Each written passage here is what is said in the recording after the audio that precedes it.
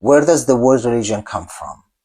It is a modern construct, quite modern, shaped by post-Enlightenment European religious studies, although the terminology deen existed in some other languages before modernity, for example, in some Iranian and Semitic contexts. However, its semantic field differed heavily from the contemporary Western notion of religion. In Avestan, an Iranian language, the term daēnā denotes vision, conscience. It refers to an experiential and ethical faculty rather than an institutionalized system of beliefs. In Old Persian, deen is truth and order, not a confessional identity.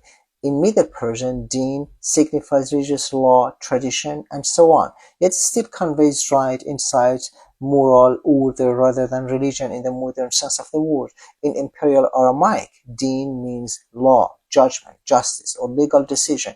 Here again, the term belongs to the juridical and ethical sphere, not to a system of private belief.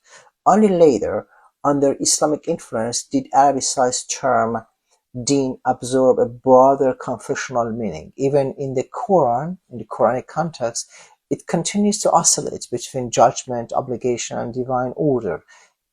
Only in the Roman world, religio was not an abstract belief system. It designated the totality of rights, duties, and legal obligations owed to the gods. So, correct ritual observance ensured divine favor and social stability.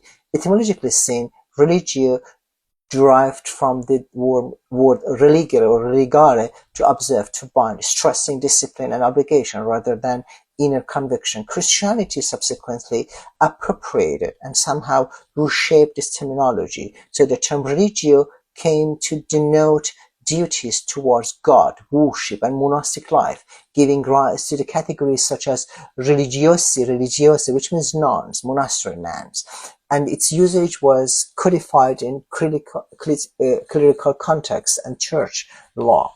So, and from 18th century onwards, under the influence of the Enlightenment and Europeans expanding, encountering with non-European societies, was the terminology religion somehow universalized and applied to other traditions, even though they were not Christian traditions. So, and they actually have been applied to kind of a discourse frequently upon societies whose own categories carried a little resemblance to that what we understand as Christian religion. So, and it became kind of a belief-based system.